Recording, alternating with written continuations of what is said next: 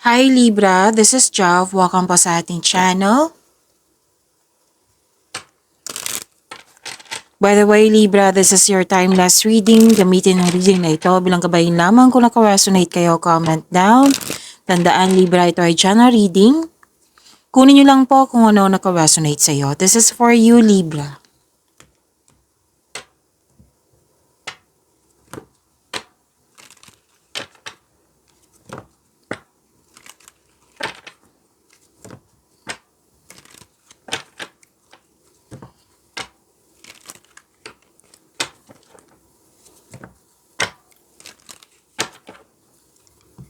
Para po kay Libra.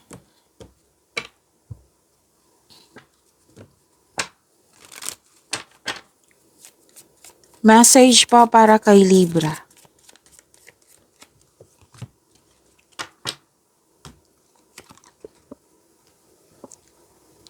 Hold your vision.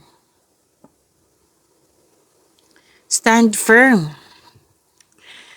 Oo, stand firm sa iyong current path. Okay? So stand your ground.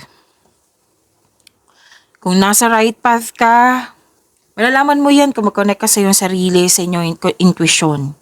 Okay? Kung nasa right path ka, galingan mo. Panatilihin na makinig sa inyong intuition.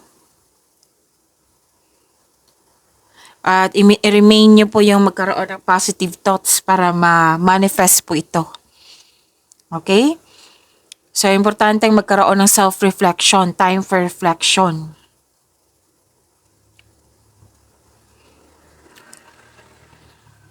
Baka kailangan ng changes. Time for reflection ay kailangan nito. Hold your vision. Okay? You need to stand firm in whatever situation whatever situation you're in. So kung pansin nyo na parang may kumakain ako ng Strepsils ngayon. Kasi kailangan na po para may reading tayo next day.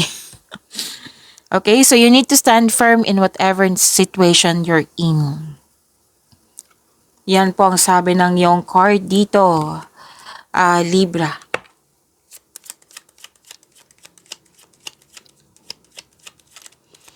Maraming salamat po sa inyong patuloy na suporta, sa mga nag-donate, sa mga hindi nag-skip ng ads, maraming salamat po. Sa mga hindi pa nag-subscribe, subscribe na po kayo at click bell notification para malaman nyo na may bago tayong video. Para sa mga gusto magpa-reading po, comment po kayo ng personal reading. Again, comment kayo ng personal reading and check ma-reply sa comment section.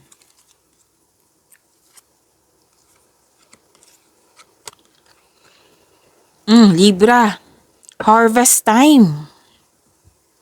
Pwedeng sweldo nyo, pwede din na binigyan kayo, what I meant is, binayaran kayo sa binigay yung serbisyo, pwedeng yung pagiging productive nyo sa araw-araw nagbunga na, at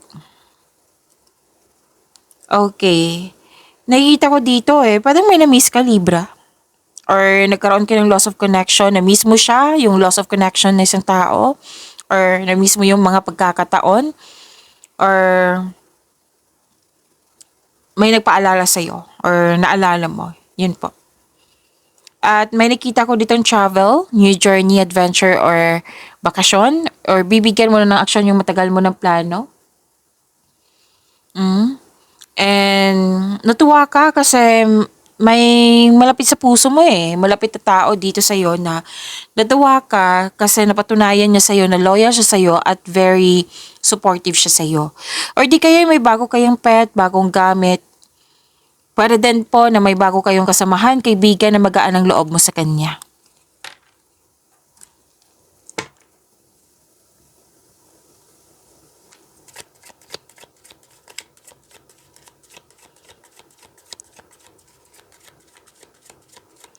Energy ni Libra.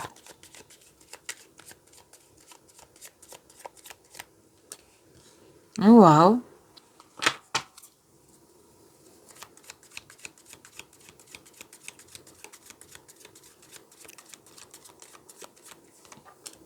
Ang ganda. Para sa mga bago dito, kung may napansin kayo na repeating message, yan po yung pinupush ng card sa inyo na kailangan nyo bigyan ng atensyon, solusyon at aksyon kung maaari po. Oo, yan yung po yung pinupush ng card sa inyo na bigyan nyo ng atensyon, solusyon at aksyon. Yes. Ano yung energy ni Libra?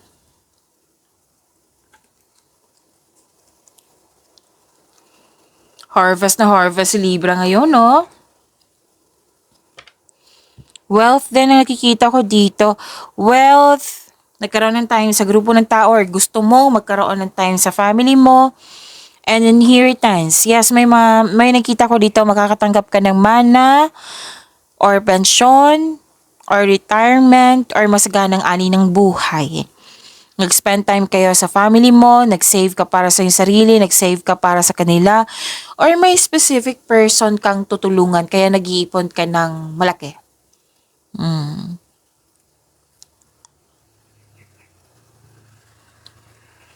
So may ipakilala kayo sa mga relasyon dito, may ipakilala kayo sa ipakilala mo na yung partner mo sa grupo ng tao or kayo ito, ipakilala sa grupo ng tao.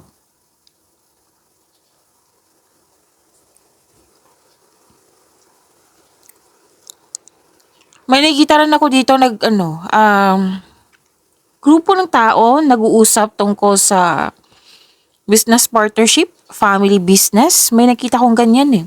Or di kaya very supportive nga yung grupo ng tao. I believe this is your family Libra na very supportive sa'yo.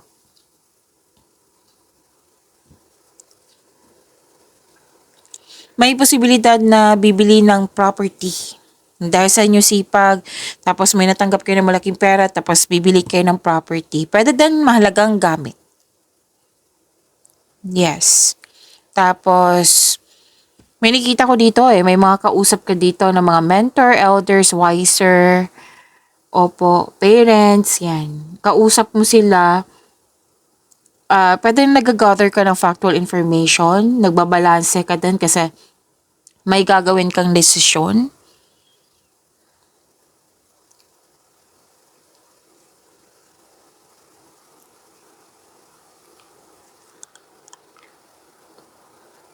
May kasiyahan Dalawang card mismo nagsabi dito, may kasiyahan buhat sa paglilibang. May advice ang card nyo dito, Libra, na magkaroon ng balance sa schedule. Yung panahon sa sarili, panahon sa partner, panahon sa pamilya. Kasi nakita ko dito na some of you, buhos ang time sa trabaho or sa kaka-travel.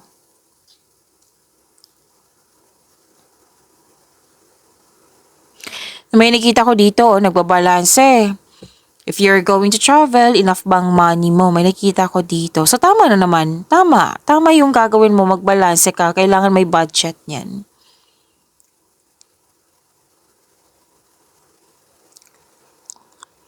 So, tamang advice ng card, tamang pag-manage ukol sa financial, pera ka nakikita ko sa dito eh. Di ba kasi may natanggap yung malaking pera, wealth, kung ano man to, yung sinabi ko kanina. So, this card tells you na manage your money. Tamang pag-manage ukol sa financial at budget para mas lumago ang iyong kaperahan. So, bakit lumabas sa energy mo? Kasi yung energy pwedeng sa, ito yung ganap ngayon sa inyong very focus ka sa career and money mo. Pwede. Pwede din sa love and romance or sa personal life. Okay?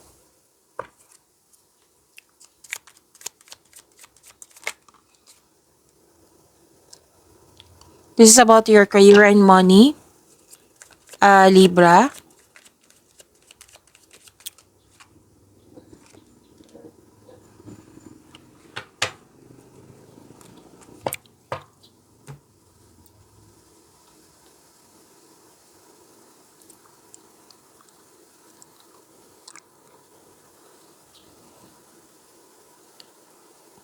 Wow, offer, new opportunity or project na very excited ka.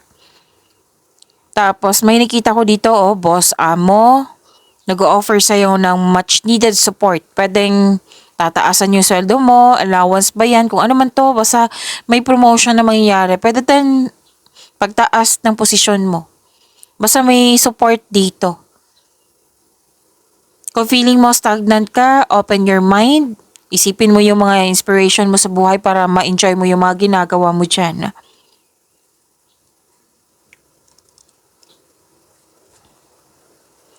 Makakatanggap po kayo ng mabuting balita. Lumabas dito. Yung may bago kang gamit, bagong pet, bagong kasamahan, bagong kaibigan. Lumabas siya dito at dito din. Nag-clarify po.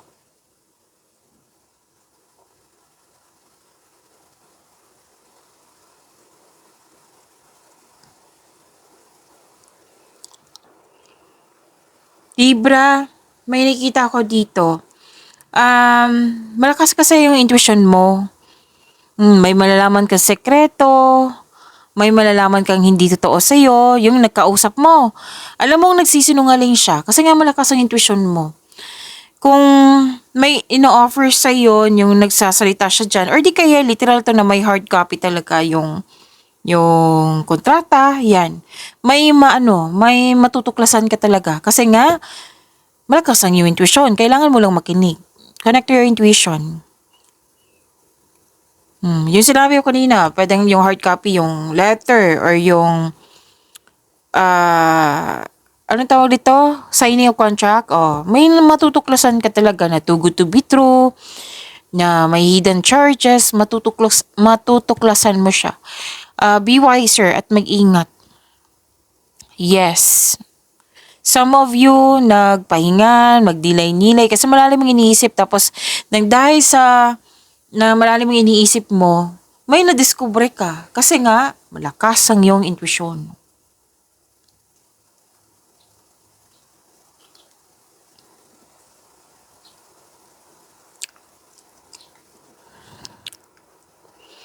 Job opportunity pa rin to eh. Itong dalawang card na ito, job opportunity, may contract din. Pwede hinihintay mo ito or dumating na. Okay. Libra, wag po daw kayo magdesisyon agad na mag-invest sa isang bagay, sitwasyon ba yan, or sa isang tao, or maggasta sa isang bagay ba yan. Basta, time for reflection ay kailangan ngayon. Kasi sa time for reflection, mahanap mo yung sagot. Magkakaroon siya ng solusyon. Magkaroon din ng pahinga. May realization din dyan. So, take time to reflect.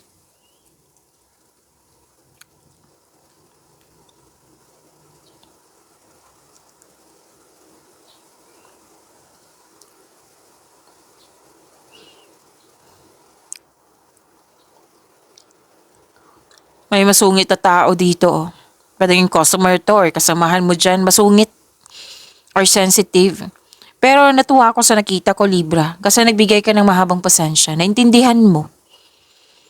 Sa kaperahan, so this card asks you to pay attention to your income at sa paggasta. Meaning to say, control, monitor, and save. Kasi nga itong dalawang card na ito, malaking pera kasi to eh. So this card reminds you na you have to control and monitor and save. Baka kasi mapagasta kayo kasi sinabihan kayo kanina magkaroon ng time for reflection, wag mag-invest agad. Pwedeng wag magasta agad. Yan, pag-isipan ng mabuti. Kasi kung hindi mo pag-isipan ng mabuti, may pagsisisi. Yes.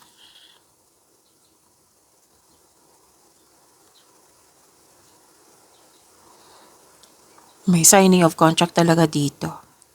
So, basahin na mabuti ha. Kung hindi mo naintindihan, ask for help. Hindi mo masamang magtanong,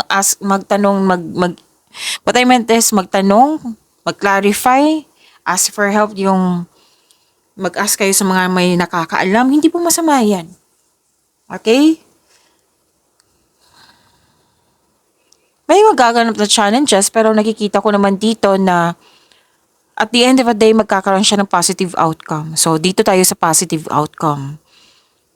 May interview dito, a job interview, any kind of interview, any kind of negotiation. Magkakaroon po sa ng successful agreement. Mai-improve talaga yung kaperahan mo.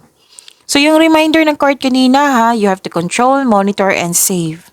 Baka kasi hindi kayo nagtabi dyan or baka kasi mapaggasta kayo yung like kukunin mo yung ipon na hindi naman para sa gagasahin mo ngayon, yan. So, sana makuha mo yung tinutumbok ko.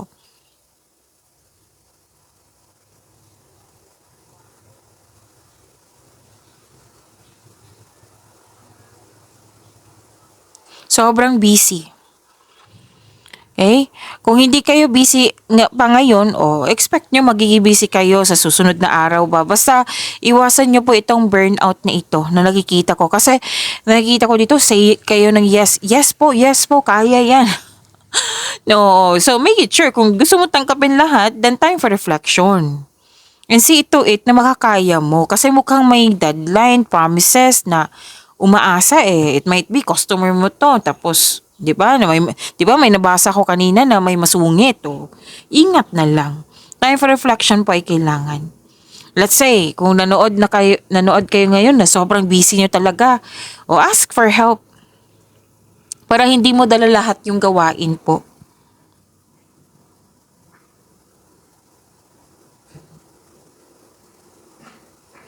Nakikita ko naman dito na malapit mo naman tapos yung mga ginagawa mo. Lalo na project. Nakikita ko may project dito. Kaya soon, after nito, mag-rest ka, magbabakasyon. Just keep on going, Libra. Okay? Kaya yan.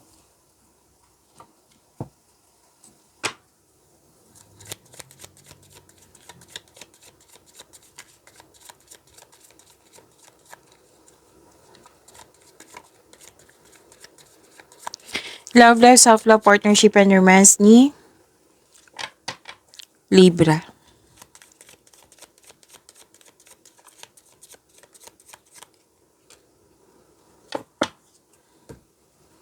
May mahalagang desisyon ako nakikita dito. Libra, by the way, kung gusto niyo malaman kung ano yung inisip ng person mo, may love reading tayo kanina before this video.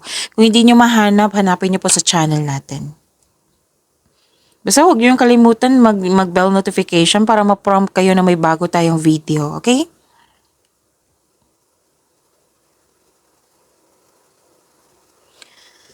Para sa mga single, huwag magalinlangan na mag-invest sa bagong relasyon kasi mukhang may nagugustuhan ka or may nagkagusto sa iyo. Nag-alinlangan ka kasi dito eh. So pag-isipan ng mabuti, sayang naman yung pagkakataon, di ba? Para sa mga relasyon sa buhay mag-asawa, may masisinang pag-uusap. Yes, confrontation. So, improve communication. Yes, like na may narinig ako dito, kakausapin ko na to. Yan. So, makinig kayo sa inyong intuition, okay? Tapos, nakita ko naman dito at napansin din ng ibang tao dyan or ng person mo na may improvement sa communication. So, galingan mo.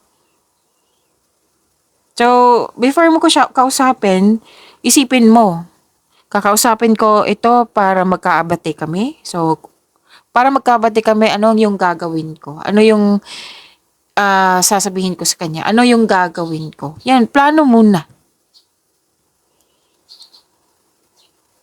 Kung kakausapin mo siya kung sino yung tama at mali, kung sino yung panalo at talo, wag muna. Baka may galit pa or may intense pa. So, you have to relax. You have to meditate muna. Kalma muna. Okay? Para walang mangyayaring away.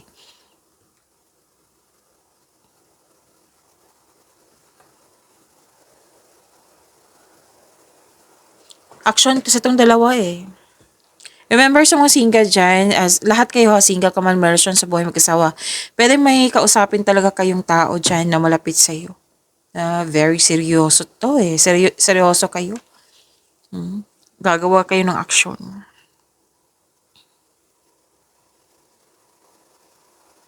May nagugustuhan talaga yung mga single.